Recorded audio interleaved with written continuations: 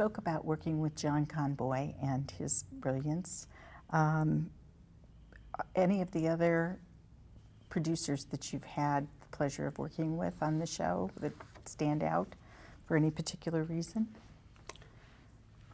Well, Wes Kenny was one of our producers. We had very few producers on our show. I do understand that is part of the success of our show. We had the same directors, same producers for years, and writers. We weren't fluctuating and bringing in tons of these and tons of those.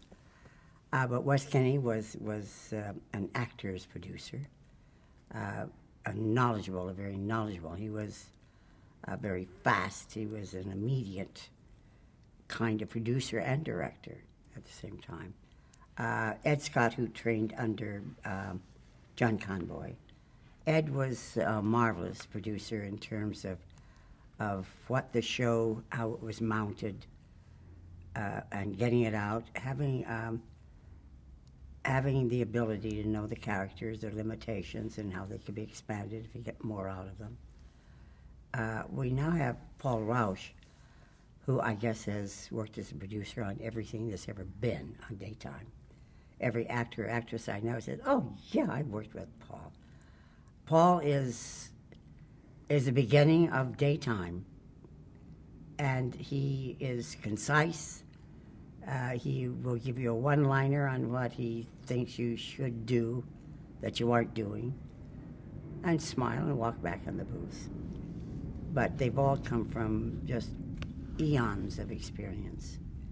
And for a brief time we had Kathy Foster, who's just a superb director and so totally knowledgeable about the overall look of a show, which Y&R, I think, must be for it to keep perpetuating itself. It's an overall, it's a show and a teamwork that moves as one object forward. If any one thing stands out, that distracts. And I think that is the death of many television shows, that one person stands out and the rest who is making that person stand out is where the flux or the importance of the show is at. Those are the memorable ones. And Sally McDonald, who was majorly a director, but she was producer for a short time, also knew the history of the show.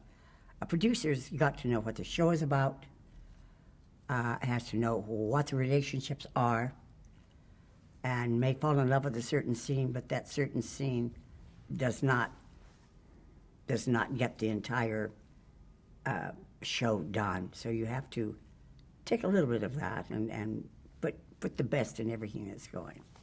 It's got to move forward as one object.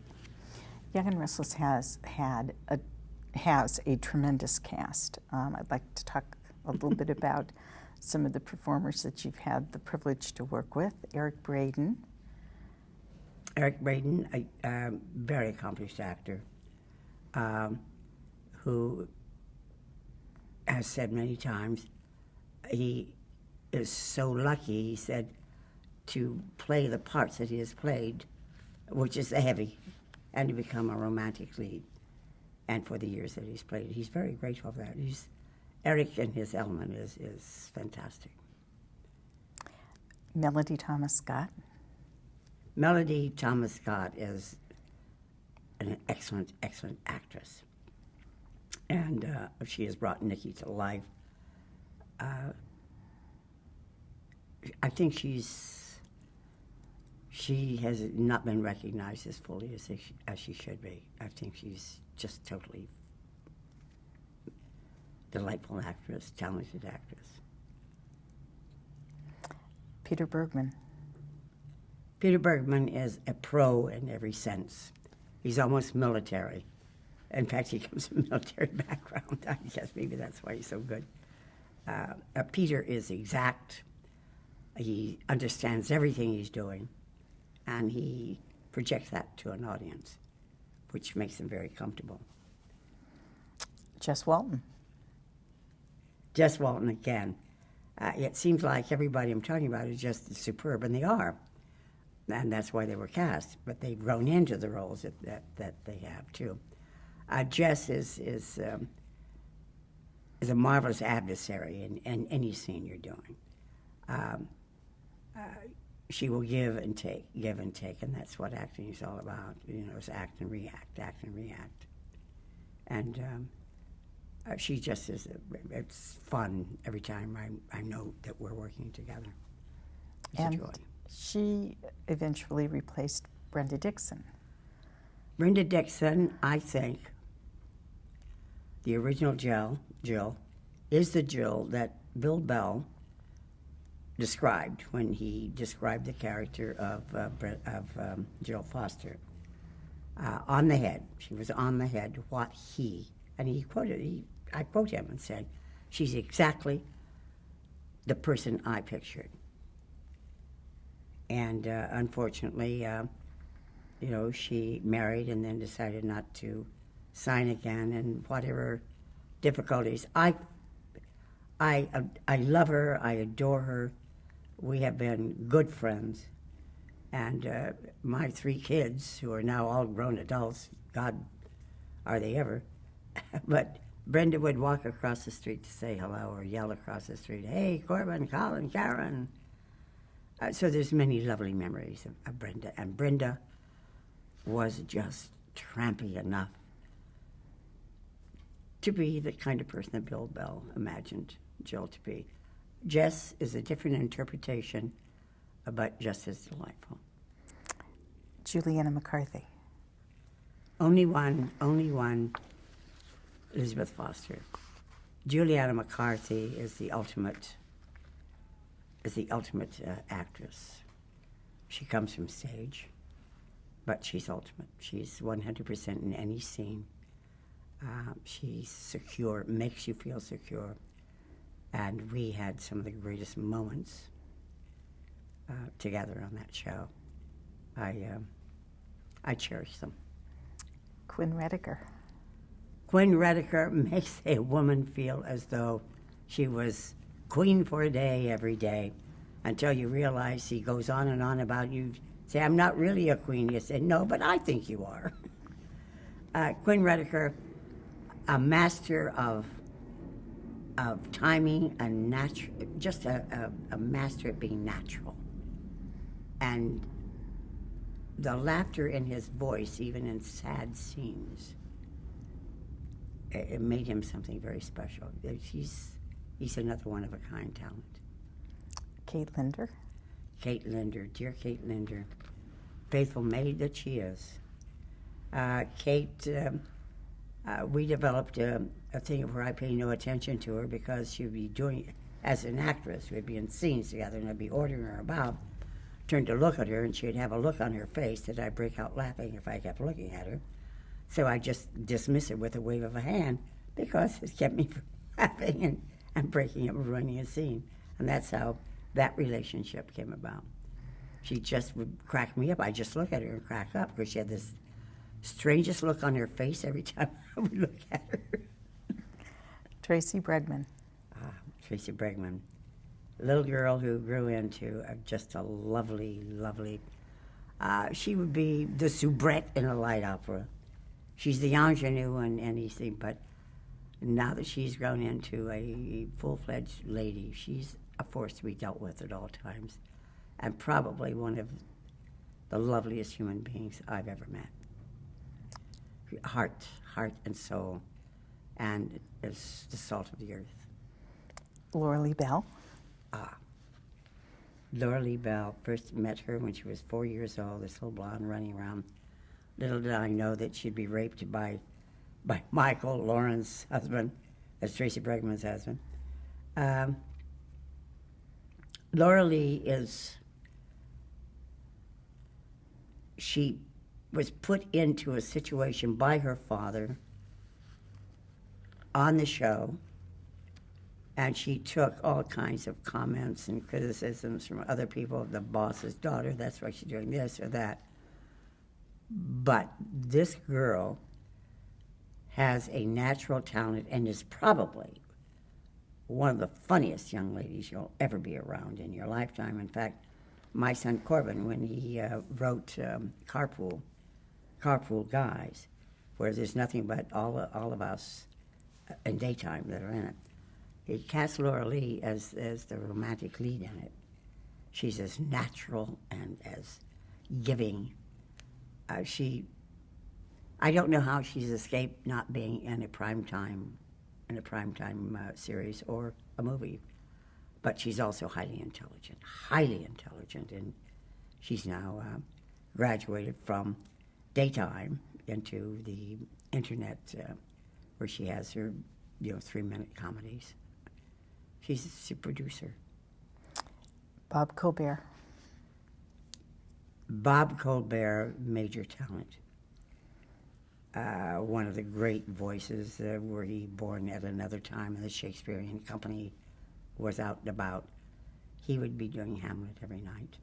He's a poet. He's very...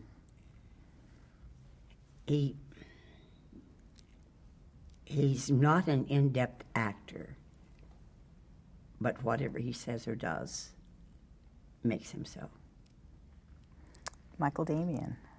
Michael Damian, very talented young man, very, very talented. I hope now he's getting his fulfillment in directing, because that's basically where his talents lie, is in creating. I'd like to see him do a musical, direct a musical. A good actor, but a favorite popular actor. He's popular. And there's always market for that, always. Judith Chapman. Judith Chapman has so much confidence in herself. And if she doesn't, you would never know it. But she takes a character and she draws blood from that character. She so hits it on the nail. If she wants to go over the top with it, she can. She gives the director everything that he or she needs. And if they want to pull it back, they can, because she's never, ever been guilty of underplaying anything. But she knows what the character is, and she knows what she's going to do with the character. She's very talented lady, very talented. I want to talk about the production process for a moment. Mm-hmm. And would you describe a typical work week, how long your production days are, your normal call time, and what does that entail? Hair, makeup, costume? Mm-hmm. A normal day for many years was you would be up at 5:30, which not everybody does, but that's the way I do. The studio by 7, and the hair and makeup ready to go by 9 o'clock. And the wardrobe on stage, rehearse, and then shoot. Before, we would have a whole dress rehearsal of the whole show. Then we found that we saved time and money if we just rehearsed each scene and then taped it. That could run, at one time, I would be at the studio from the beginning of 7 o'clock until 9, 10 o'clock. Just not too long ago, where we thought we'd be out by 6 at all times. That was, far from it. 11 o'clock, just recently, 11 o'clock, 10 o'clock, which is unusual because of a budget crunch. You would think that'll never happen. Well, it did. The work day is, I would like to say, would be from 7 o'clock to 6. We now have that about right. But that's because we don't spend 5 takes on a scene. It's called one take. Be prepared, know what you're doing, get in and do it, rehearse it, tape it. So that is what it is now in the economic times. When there was no economic times, you could go to 8, 9, 10, 11 o'clock at night and be back at 7 in the morning. How many days a week do you work? Well, the older I get, the more. One of the head writers said, "Jeanne, what would you really how often would you really like to work? I said, well, I take a couple of days a week, tops, and I'd like that to be either Monday, Tuesday, or Thursday, Friday, so I can have the wraparound time off. I've been working, we're off on Mondays. The show is now dark on Mondays. I've been working 4 days a week for the last year and a half until, you tell me you tell me whatever day it is, and I'll agree with you. That's a bit much. And even, that's when you're front burner. But basically, mine is, for the last year and a half, has been 3 and 4 days a week. It's not easy. And the older you get, well, I guess the easier it gets. Where are you going to go? What are you going to do? Las Vegas, possibly. How far in advance do you get your scripts, and does that give you sufficient time? How do you learn your lines? I have no trouble learning lines. I get the scripts, and I get all scripts, whether I'm in them or not, because that was part of my agreement in negotiations. I would say I get the scripts about a week in advance. Occasionally one will be rewritten and it will come sliding in 2 days before, but that's rare now. But usually I will get scripts a week and a half in advance. And of course it's reading it over enough times. When you have half pages of dialogue, which are semi-monologues, you'll spend some time on it just to make sure you have all the words when you're there performing. But they pretty much write for your voice meter, how you would say things, and that's a big help when they're writing the way you would do it. When you're writing the way a new writer conceives that you would do it, you would like them to fire that writer, because you would say, I would never talk like that. I would never say that way. Well, according to the writer, you would. So you try it their way. But dialogue, learning dialogue is never, ever. Doing plays, I would learn everybody's part. What happens if an actor flubs their lines? Well, should an actor flub their lines on our show, there was a time that they would say, all right, cut, that's it, okay. Start again, okay, take it from the top. Today, if an actor flubs their line, which is sort of natural, I like this part of it, and you know that they have said the wrong thing, if you know enough about the scene, you go in and you rescue them, and they have this look of relief on their face, and you continue on with the scene. And if you do the same, they come and rescue you also. But there are those actors who just look at you like, you didn't say it right. And so we start from the top again. Economics plays a great deal in that, of doing it in one. So would you describe the rehearsal process, the blocking and lighting and lighting? Lighting is given to our lighting directors. It's all mapped out, and they know what their master lighting has to be, their key lighting. And they pretty much know, or they try to, since we're in a budget crunch, one time you could take forever to light something. Well, not forever, but a long time, until it was right. Economically, at this point, the lighting directors go in and they light. They have it all on a sheet where the actors are going to be, because it's been mapped out by the directors in the blocking process. Blocking, the camera blocking, that's all done early in the morning with the assistants. That's all done. So when you come on stage, you rehearse the scene once, or the director comes out, blocks the scene, then you rehearse it, and then you tape it, which is actually an excellent way of doing things. And if there's any refinements in lighting, it is done at that time. If there's anything done sound-wise, we're wearing a lot of body mics these days, one that saves an extra boom, and saves time of having to reposition difficult scenes and reposition the mics. So everybody works in tandem, and it's working well considering it is, we're working during a very economical, rough time.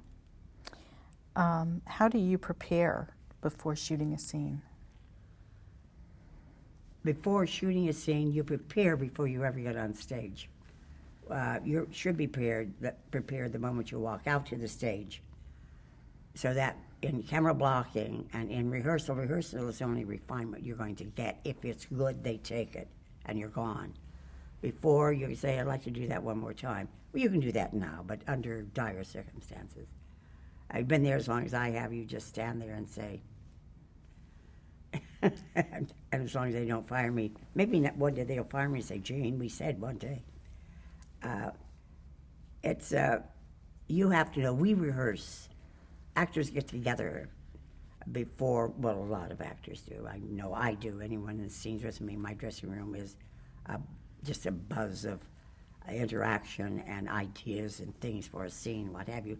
So when we get out on stage, we fairly know what we're going to do, reactions we're going to have. But in that one rehearsal, something can happen, a new thing is thought, might change the director's idea of something. But that's all thought out before you get on stage. It has to be that way now. And that's the way it should be. For daytime, because remember, we're shooting a show a day. We don't have 8 days or 2 weeks. We don't have that luxury. That sharpens you. I'm grateful to that in many, many ways. Well, you said that you're dark now on Mondays. So does that mean that you shoot 5 shows in 4 days? We shoot 5 shows in 4 days, which brings us back to Kit Carson. 3 shows in 4 days. Only here you don't ride in and out in the characters. You have fast wardrobe changes, which is about the same. But the 5 shows in 4 days, and that one show is called a spread show. You may be doing that one show, let's say part of it on Tuesday, and otherwise if it's certain scenes in certain locales, maybe that locale won't come up again until 2 weeks from that day. Then you'll shoot the rest of that scene 2 weeks from now because it'll be in the coffee house or in the athletic club or in the chancellor living room or the courthouse. So all the courthouse scenes from 4 to 5 shows, and sometimes spread show could be in the next week, you put everything in the courtroom. Try and get most of it you can. And then you complete the other shows as you go down the line. And you have to be, now the new thing is to remember how you felt if you're working on that same show 3 weeks from now or 2 weeks from now. You have to remember how you felt at that time and stay in the same emotional plateau. And that's very difficult for some people to do. And it's even, I think, more difficult for wardrobe, hair, and makeup, where you have wounds and blood and no blood and different changes and what have you. It's probably the most stressful daytime in the year 2009, and will be in the year, 2010. Will be the most stressful time, I think, ever in daytime television. So how many weeks ahead are you in order to be able to accommodate that kind of a shooting schedule?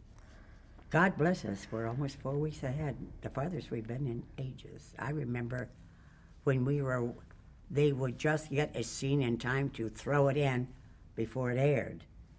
That was flying by the seat of the pants in the early days of the half-hour show of The Young and the Restless.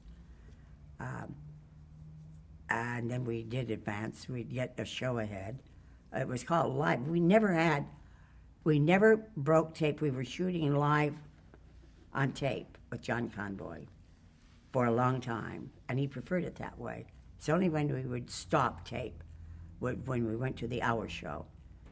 But John wanted that excitement and that intensity of, and I think that's what made us a success in many, many ways. we never stopped. We were like a live show. And this is sort of what we feel like now in many ways, even though we're shooting shows out of context. It really is the most demanding at this point, this last year and next year, the way it's mapped out, just because of economical reasons. What was the most important advice anyone has ever given you about acting on a daytime drama? What is the most important thing?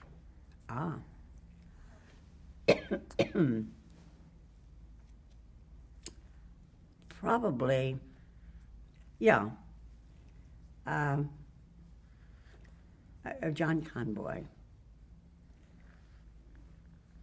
When I said I noticed everybody was acting by the red lights. You know, you're talking blah, blah, blah, blah, blah, blah, blah, and you have the red light, that means you're on. And so, if say the other actor's acting and he has red lights, and then your stuff comes up, well, of course, in the booth they're saying, okay, boom, and switch to camera 3, and that's on you. Act by the red lights. And I said to John Conboy, I said, it's a new media. I said, the red lights, if you're in a scene, you're revved, you're ready to go, and you're acting, you're doing, and you have to wait until that red light comes on. And I described it as something else that was a little more graphic. And he said, in your case, just keep acting, and when the camera comes to you, we won't have to do a thing, just capture the picture. And that's what I've told all the young ones on the show. Just keep in the acting mode. Don't give up. There are some who, the red light is off, they go, and they're still in the scene, but they know it isn't on them. You may as well be talking to a stranger, you know. It's very different. That's the whole learning of daytime. Those who know how to do it, God, what a breath of air. What a breath of air to act opposite. So I want to hit some of the major story points that you've had over the years. And Dear. we talked about the beginning already, and Philip and Kay, and Jill and that relationship. How did you humanize Kay in that relationship? And do you think the audience was rooting for you or for Jill? Oh, well, there were two factors with Jill and with Catherine. In fact, it came to the point that they had to send us both away for 2 weeks because people lined, and I think you were there when this happened, of contingents came out, and they were lining around CBS, Catherine's people and Jill's people, and I mean, they had fights. They broke out in fights, and these people, some came from the East Coast to protest it, that who killed Philip, and I'm responsible, and other ones saying to Jill, don't leave her alone, you deserve it, you slut, and blah, blah, blah, blah. Really crazy stuff. But to humanize Catherine, Catherine was always human. When she was dehumanized was when she drank. That's dehumanizing Catherine. Catherine is a woman who, every time she'd get up off her knees, somebody had hit her on the head again with something that was devastating to her. And actually, when I got to humanize her again, was through her sobriety. And I wanted to do that to make people understand why she went where she went, why she did what she did, that it isn't just her, and humanizing her, no matter how rich you are, it can happen to anybody. To show people who didn't have her jillions of dollars, take a look at her. She's got everything you'd think you'd live for. She has your same problem, and that's been my involvement and my friendship with my audience for 36 years. In 1977, the show hinted at a lesbian relationship for you. That was it. That was something else. Oh, my heavens. And it was, and that comes, it wasn't, at that time, and Lee Bell herself said that is money in the bank, because she had dealt with this in her show, in her talk show, her daytime show. But at that time, lesbianism or being gay was still in a closet. In fact, it had a steel door in front of it when you talked about it, on television or in public. And it was, but nothing overt as Christopher Chappelle has done, and what have you, or why they have the L word on, for heaven's sakes, on one of the channels. But at that time, it said Catherine, everybody she turned to, every man that she had any kind of association with, was Heartbreak City.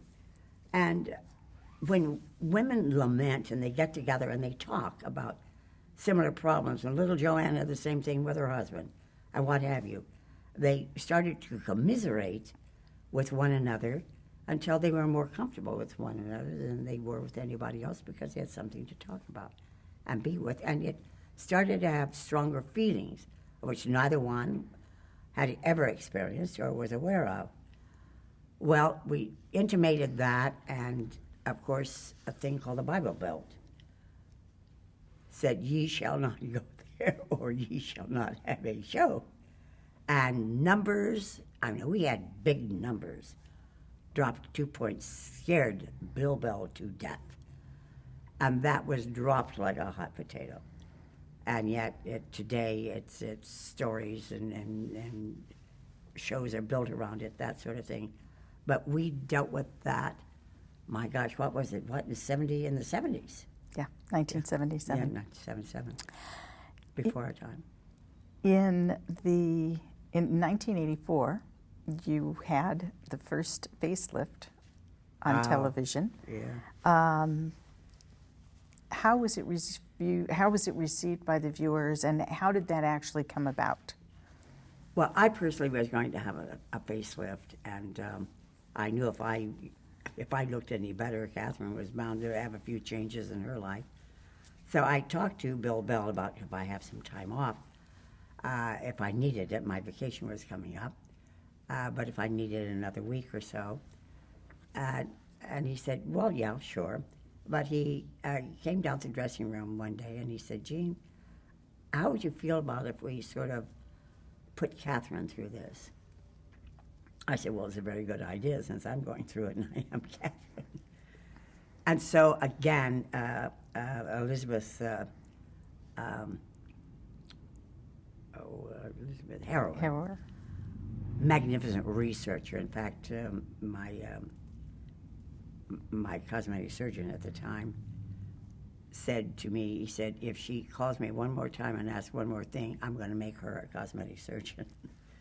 She was that thorough. So the story was written around and just statistically right about everything, which I said to Bill, if you're going to do it, you've got to do it in a documentary fashion, or I don't want to do it. I don't want somebody doing it because Catherine did it. And consequently, through that, they carried every step of the way, the emotions that one goes through and so on and so forth, which Dr. Harry Glassman had worked with Elizabeth on this, and of course was doing my lift. And the surgery took place. They filmed the surgery. A most amazing thing. And the next day, I was to go to Dr. Glassman's office to remove the bandages. And he said, if it's too messy, if she bleeds a little bit too much, I want to clean her up and we'll rewrap and do it. I said, I promise you I won't bleed. So it was filmed, and Jack Wellman, who was playing my doctor, was doing the voice, but you would see Harry Glassman's hands doing all of the work. And we had 52% of the viewing audience of television that day, one of the highest ratings that CBS has ever had. 52% of the people watching television was watching The Young and the Restless and this operation. And it was so successful that it broke wide open cosmetic surgery. It broke cosmetic surgery wide open. And the next morning, I was taken to Dr. Glassman's office. Cameras were in his office. And of course, his hands are doing the unwrapping, and Jack Wellman is talking like the doctor, and so on and so forth. And Elizabeth Foster is saying, you know, now, Mrs. Chancellor, you don't be discouraged if you don't like what you see right away, because it will take some time. And in the meantime, Dr. Glassman's unwrapping, and you think it's Jack Wellman, my doctor's hands. And it was so funny because I think Jack Wellman, as my studio doctor, my play pretend doctor, he said, "Now, Catherine, we're going to look in the mirror," and I hear this voice, because it is Dr. Glassman's hands taking off the bandage. He said, "Oh, Jesus, you said you wouldn't bleed, and you didn't." And this little voice came out of the whole thing, and of course, nobody overlapped. They could bleep that out, but it was so funny because it threw Wellman, the actor who was playing the doctor. It threw him, and he said, "Well, you sure didn't, did you?" And Elizabeth said, "What?" And they were improvising and taking the bandages off my head because they got all caught up in Dr. Glassman's one remark, and it played very well. So I had 1 day off, 2 days off, which Dr. Glassman insisted, and I got well on the show. Everything from I'd start to do something, and my housekeeper would say, Elizabeth would say, "Catherine, now the doctor said do not bend. You're not to bend over. He'll tell you when you're ready to bend over and pick up things." All of these kind of things would happen.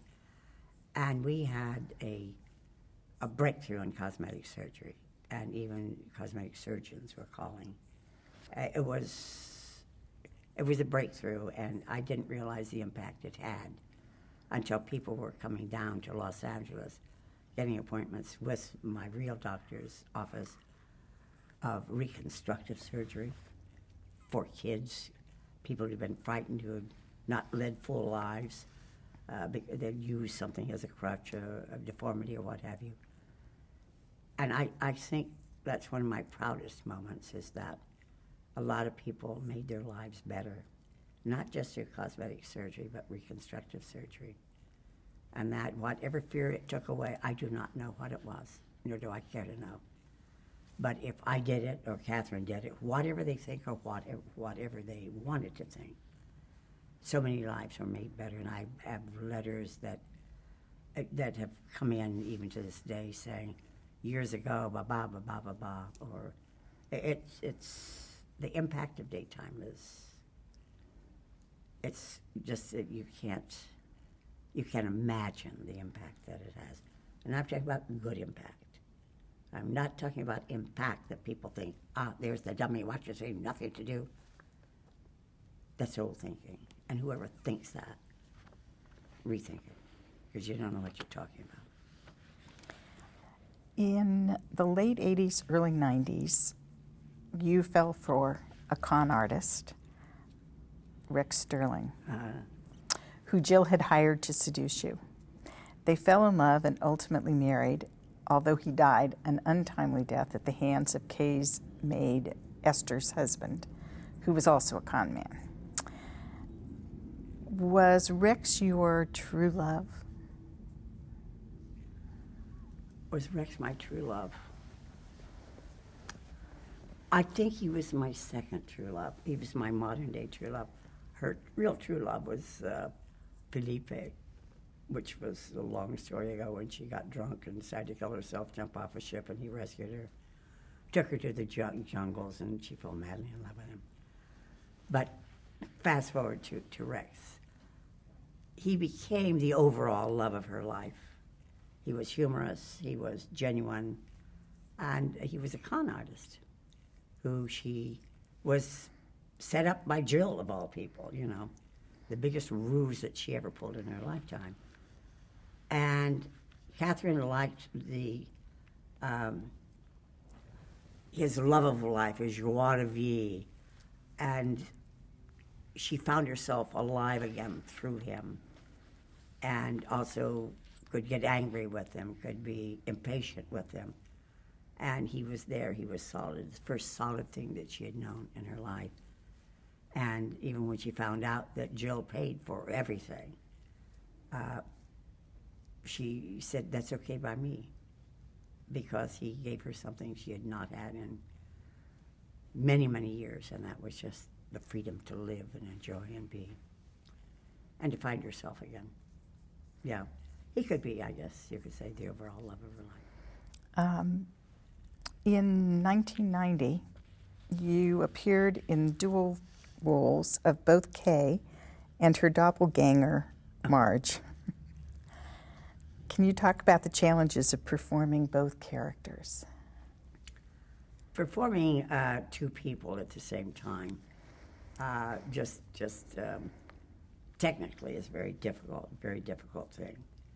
It's long, it's tedious, it's you have to spend as much time remembering what the other person did in the same scene with you, what you did and your reaction, and then their reaction.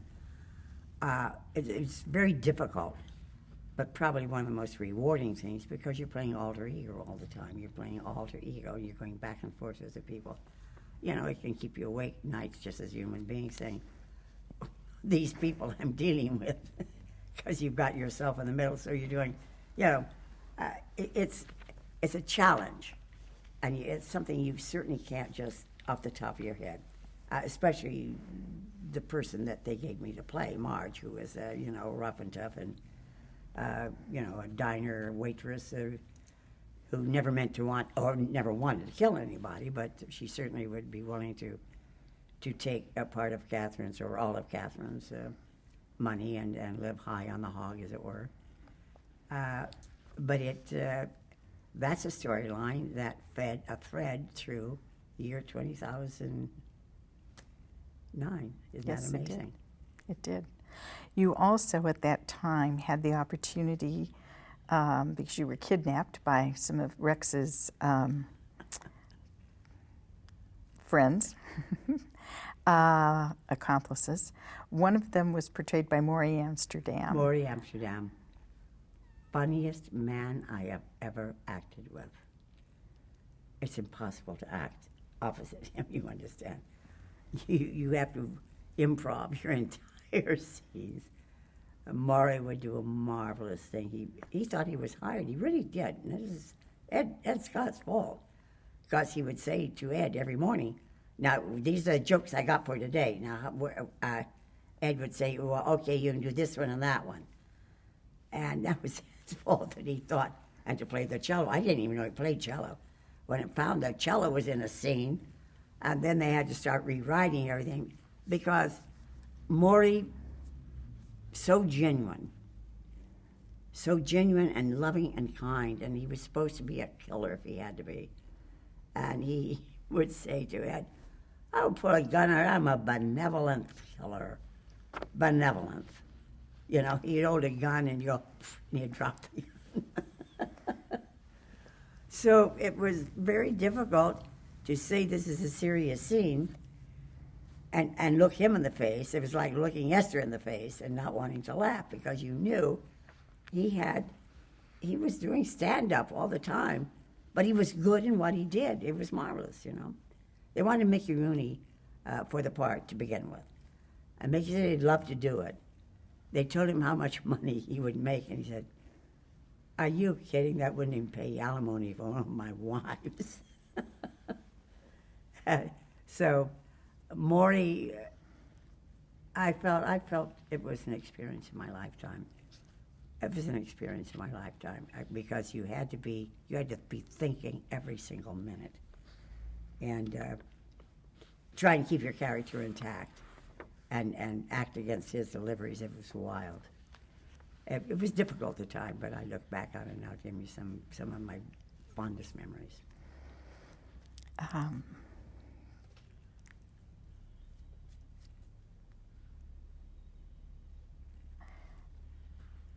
Recently, late 2000s, your health was in a fragile state, and you decided to step down from Chancellor Industries and write your memoirs.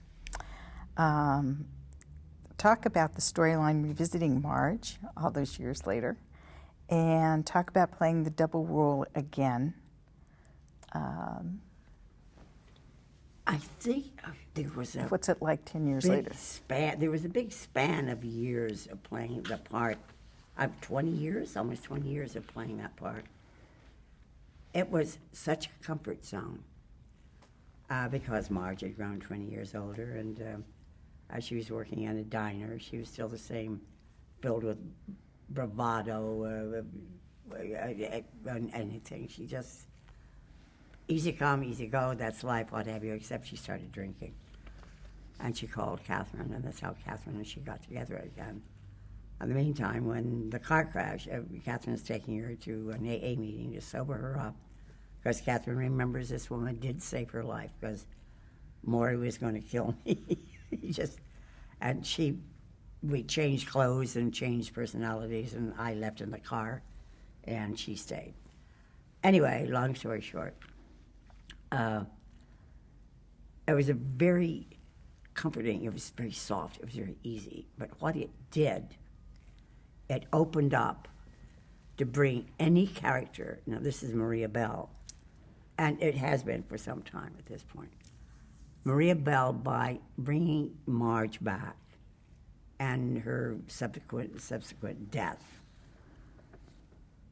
opened up the entire tapestry of the Young and the Restless all over again. 34 years of bringing people back who had left the show, who are integral in and very, very much a part of the show to this day. And it was like starting the show all over again, because you got all of these people back, and legitimately so. And it gave me a chance to review the show, review the people in it, where I did sort of a, our town kind of thing of going to scene and breaking the fourth wall for the first time, of talking to the audience and saying, you see those people over there? They ain't what you think. Yeah, they quarrel all the time. They just think they're beautiful. They ain't beautiful. And giving my commentary on everybody, the absolute response to that was incredible. And it was such a joy to do it. And of course I do the whole thing and no one sees me, because to all intents Marge is now dead. And we now have Tricia Cass back in the throw, Beth Maitland back, and the Abbotts. We have Tom Beards, who is Philip Chancellor III. Bill Bell saying, that was he was sorry he made that mistake. Oh my gosh. Left and right, and John Abbott, of course, now is the ghost of Jack Abbott. But it brought all of the people past, and the people who had been watching the show from day one said, oh. And the new people who are watching it said, oh, that's how that ties in. That's who ties in with this. And that's the beauty of daytime, because it's like you brought part of the family back. And you can do that.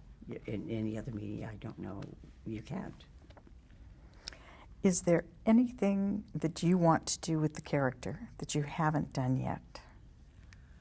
Oh, heavens, I think if I wanted to do something, they'd open it up, we'd be working 5 days a week again. I always wanted Catherine to run for political office. And of course, this happened to Peter Bergman and Melody. I think Catherine should have always run for political office. I always thought if Catherine ran for political office, she would have the stamina of Ann Richards in Texas, who was a governor, and Hillary Clinton. She would be sort of a mix between that and throw in a smidge of Margaret Thatcher, and you've got Catherine in politics. And then she finds a Winston Churchill, and there you are, you have another series altogether.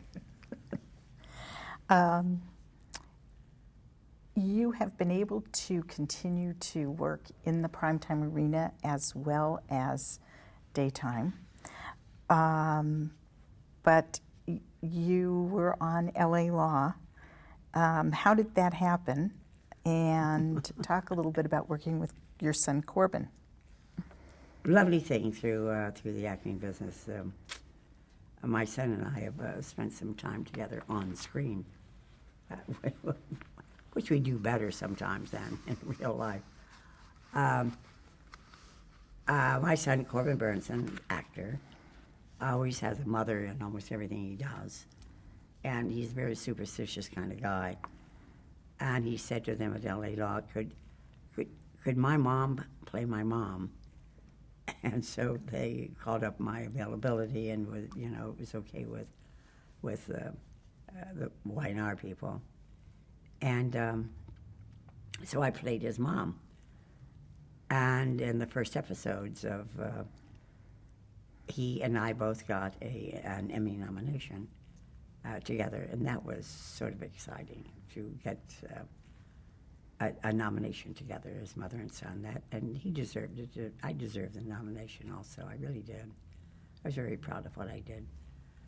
And therefore, in every part he's ever played, when we've done, was it Touched by an Angel as another one, and the bin things, whatever those were, and a couple of, I think they were independent movies of the week for television, where he had mothers. I would always play his mother. He was very superstitious about that I play his mother. And of course, I have such fun opposite him because he is a fine actor. I can honestly say, were he just a stranger. He's a very fine actor, very fine. And he's also known to writing and directing, which is a talent I've known he's always had. He's just extending himself at this point. Exciting. So you recently won the Daytime Emmy Award. Oh. Talk about that. Finally. Finally, after how many nominations? Well deserved. Oh, hey, listen, I began to feel like Meryl Streep there for a while. The name was always there, Meryl, get on stage. Yes, that was very exciting moment. And of course, I'd won the Lifetime Achievement Award, and that was exciting. The After Foundation Award, the Amy, that's exciting.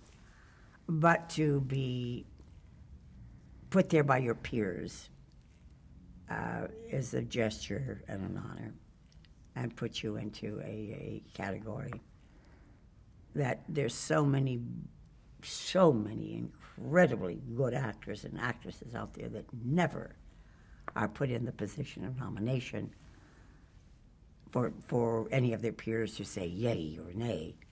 So I have to honor that as an honor in itself, to be put there and in nomination as many times, and there has been many times, to finally win an Emmy is exciting.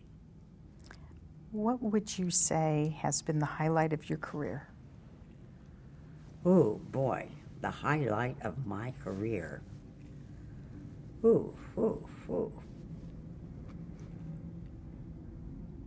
I think highlight of my career. I think the Lifetime Achievement Award by the Academy. That encompasses a lot of my life, and to be honored by the Academy, and such as a thing that we're doing now, to go in depth on a person's life, their career life, of course, which delves into their personal life. There are a lot of actors and actresses out there that would never have this opportunity to go down on film for anyone to look at and learn something, or just be entertained, or say, yeah, I never did like her in the first place, now I know why. That option, these are two probably highlights of a career. That's the crowning highlights. There's a lot of very strong, flashes that go off, of course. Just getting the show itself was a far greater highlight than I realized at the time. What advice would you give to someone starting out in acting on a daytime drama today? Well, there is so little advice that one can give. I think the major advice that I have to give anyone starting out on daytime, you have to focus. You have to be prepared. Daytime is a great learning process, not for other things, but for daytime itself. Daytime is an art. And anyone who thinks it isn't, don't try it. You'll be a star for a day, and deservedly so. It is a media that takes time, and most of all, it takes focus. You have to want to do this, portray a life, day in and day out. Make it exciting. As your life has been dull on days, you can't be that way in daytime. You're not going to be a winner every day, but you better make sure your character is. Now, that takes more than just studying. That takes your training. That takes discipline. That takes a work ethic. You better be prepared. Offer the most that you can give, that you know of. If you're fortunate, you get a good director who will bring more out of you, but make sure that you have it to give, and you're willing to give it. If you're willing to do that, you probably will be working in the most difficult media that's on the boards today. That includes motion pictures, that includes primetime TV. Nothing, and I've done them all. Nothing is more difficult than this media and making it work, whether you're a technician or whether you're an actor. It's called you better be ready to move, learn, develop, and perform. It doesn't need anything less. And the ones who prosper in this media are the ones who have done exactly that. How would you like to be remembered?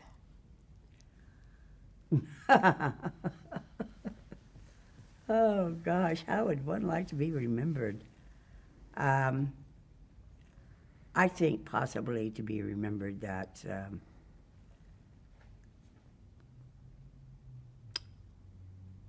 I made things possible. I made things happen. So that's an impact on life, that I've impacted life somehow. Whether it's better or worse is not for me or anyone else to say, I don't think, but I think I'd like to be remembered as someone who loved doing what she does or did. Thank you. Oh, thank you. Thank you.